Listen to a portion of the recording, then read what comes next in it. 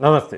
నేను మీ అశ్విని కుమార్. మొత్తానికి 4 రాష్ట్రాలు, ఒక యూనియన్ టెరిటరీ, కేంద్రపాలిత ప్రాంతం. దీనికి సంబంధించి ఎన్నికలు జరగాలి.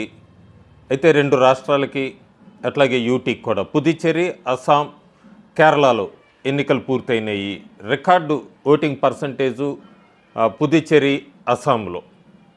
ముందుగా థ్యాంక్స్ చెప్పాలి ఎన్నికల సంఘానికి. ఎందుకంటే సార్ ప్రాసెస్ ఎంత ట్రాన్స్పరెంట్గా జరిగింది అనేది ఈ పోలింగ్ పర్సంటేజ్ బట్టి తెలుస్తుంది మనకి. ఎందుకంటే ఎక్కడా కూడా ఇప్పటివరకు సార్ మీద చాలామందికి అపోహ ఉండేది, ఎలిజిబుల్ ఓటర్స్ని తీశారు ఇవన్నీ అని. కానీ చాలా క్లియర్గా ఈ పర్సంటేజ్ ఇవన్నీ చూస్తే కనుక మనకు అర్థమవుతుంది. నిజమైన సంఖ్యలో కూడా ఎక్కువ మంది ఓటర్లు ఓటు వేశారు. తీసివేసిన పేర్లన్నీ కూడా నిజమైన ఓటర్లు ఇవి కాదని, చనిపోయిన వాళ్ళు లేదా ఇతర చోటకి మైగ్రేట్ అయిన వాళ్ళు, వీళ్ళది ఫేక్ డబుల్ కార్డ్స్ ఉన్నవాళ్ళు, వీళ్ళదే సార్ ప్రాసెస్ వలన ఫిల్టర్ అయిపోయినవి అన్నది చాలామంది మాట్లాడుతున్నారు. మేధావులు టీవీ డిబేట్స్లో కూర్చొని బీజేపీ పని అయిపోయింది, బీజేపీ పని అయిపోయిందని. ఎందుకు ముందు నుంచే ఆ రకమైన ప్రచారం అంటే చాలా క్లియర్గా కనబడుతుంది మనకి. ఎన్నికలు జరుగుతున్న 4 రాష్ట్రాల్లో కానీ అట్లాగే పుదుచ్చేరి, యూటీలో కానీ కాంగ్రెస్ పూర్తిగా వైపౌట్ అవుతుంది. మనం మే 4వ తారీఖు చూడబోతున్నాము. వెస్ట్ బెంగాల్లో కాంగ్రెస్ లేదు, తమిళనాడులో కాంగ్రెస్ లేదు, అట్లాగే పుదుచ్చేరిలో కాంగ్రెస్ లేదు, అస్సాంలో కూడా కాంగ్రెస్ లేదు. ఏమాత్రం కొద్దిగా కౌంటింగ్ రోజు దాకా ఆగి చూడాల్సిన అవకాశం ఏమన్నా కేరళలో ఉందా యూడీఎఫ్కి అనేది అయితే ఎదురు చూడాలి మనం. సో కాంగ్రెస్ వైపౌట్ అవుతుంది. ఆ వైపౌట్ అవుతుంది మే 4 తర్వాత ఈ ప్రచారం ముందుకొస్తుంది. కాబట్టి కాంగ్రెస్కి సంబంధించిన వాళ్ళందరూ బీజేపీ వెస్ట్ బెంగాల్లో అయిపోతుంది, బీజేపీ తమిళనాడులో అయిపోతుంది, బీజేపీ కేరళలో అయిపోతుంది అంటూ ముందు నుంచే, బీజేపీ ఎక్కడా కూడా ఈ రాష్ట్రాల్లో అధికారంలో లేదు కానీ ముందు నుంచే వీళ్ళు అవి తీసుకొని వస్తున్నారు. ఖచ్చితంగా ఈసారి మే 4వ తారీఖు మనం ఆ బీజేపీకి బోనస్ చూడబోతున్నాం 2 రాష్ట్రాల్లో. ఆ రోజు ఎలా ఉంటుందో డిబేట్స్ అనేది మనం చూడాలి. చాలా క్లియర్గా కాంగ్రెస్ పార్టీ ఆఖరి నిమిషం వరకు కూడా అస్సాంలో చాలా ప్రయత్నించింది ఎట్లాగైనా సరే. ఎందుకంటే కేరళ కన్నా కూడా అస్సాం కూడా వాళ్ళకి చాలా ముఖ్యమైన రాష్ట్రం. కాంగ్రెస్ బీజేపీ హ్యాట్రిక్ అడ్డుకట్ట వెయ్యాలి, ఎట్లాగైనా హేమంత్ని ఆపాలి, గౌరవ్ గాగైనా తీసుకుని రావాలి, ఎట్లాగైనా కాంగ్రెస్ అధికారంలోకి రావాలి. చాలా ప్రయత్నాలు పోలింగ్ రోజున కూడా చాలా ప్రయత్నాలు చూసాం మనం.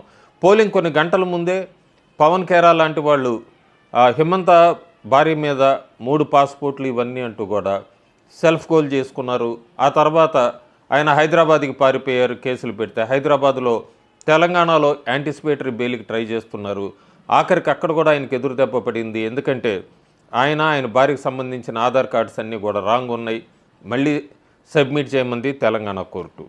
ఒక పక్క అట్లా జరుగుతుంటే పోలింగ్ రోజున అస్సాంలో ఎక్కడి నుంచో ఉత్తరప్రదేశ్ నుంచి ఒక మెయిల్ వచ్చింది. ఆ మెయిల్ వచ్చింది ఓటు వేయటానికి. ఓటర్ ఐడి చూపించమంటే నా భర్త పేరు విక్కీ కుమార్, నా భర్త విక్కీ కుమారు, ఎందుకు మీరు అట్లా అడుగుతున్నారు ఏంటి, ఇదిగో నాది నిజమైన ఓటర్ అంది. తీరా చూస్తే ఆమె ఇచ్చిన ఓటర్ కార్డు కూడా ఆ హస్బెండ్ విక్కీ కుమార్ అని ఎవరైతే ఉన్నారో అతనికి ఇచ్చి అతని భార్యని అని చెప్పడానికి వచ్చింది.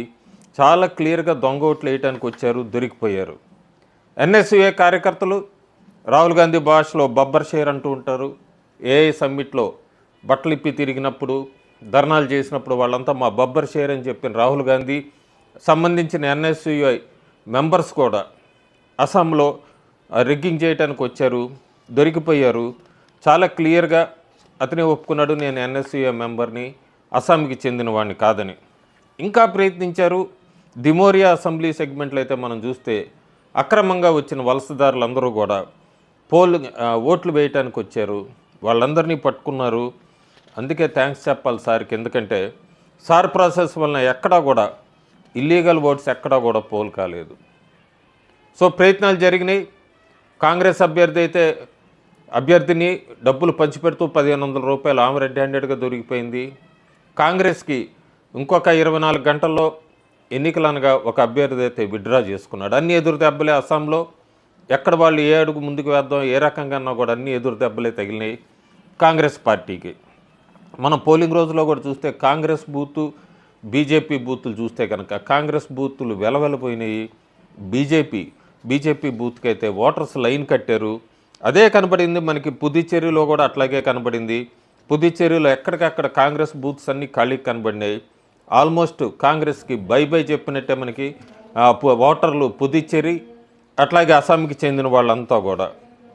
చాలా అస్సాంలో అయితే 75 స్థానాల పైన ఎన్డీఏ గెలుచుకునే అవకాశం ఉంది, మినిమం కట్ ఆఫ్ 75.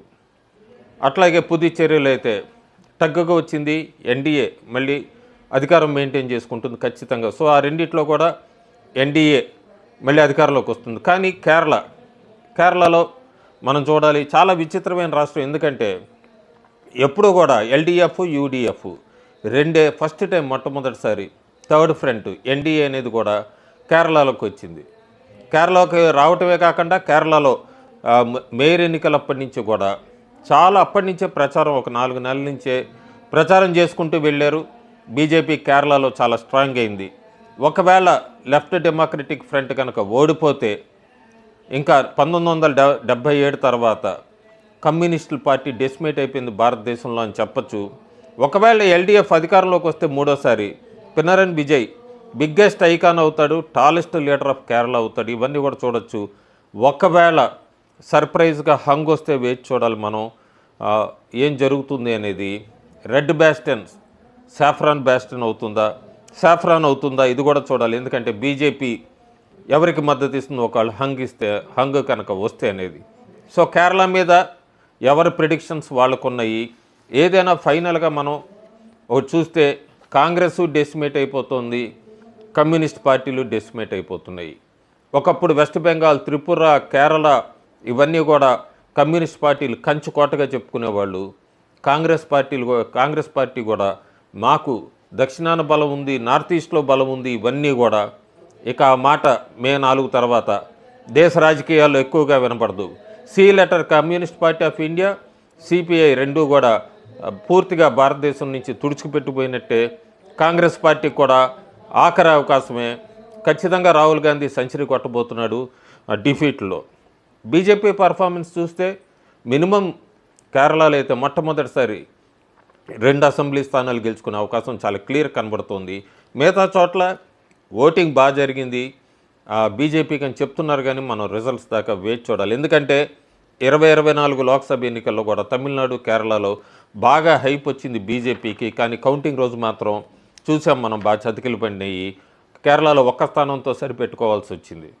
కాకపోతే ఈసారి థర్డ్ ఫ్రంట్ అనేది అయితే కేరళలో రైజ్ అయింది, వచ్చింది. కమ్యూనిస్ట్గా, కాంగ్రెస్గా వీళ్ళకి మాత్రం రాబోయే రోజుల్లో ఈ ఎన్డీఏ నుంచి, సాఫ్రాన్ నుంచి ఒక థ్రెట్ అని చెప్పచ్చు మనం.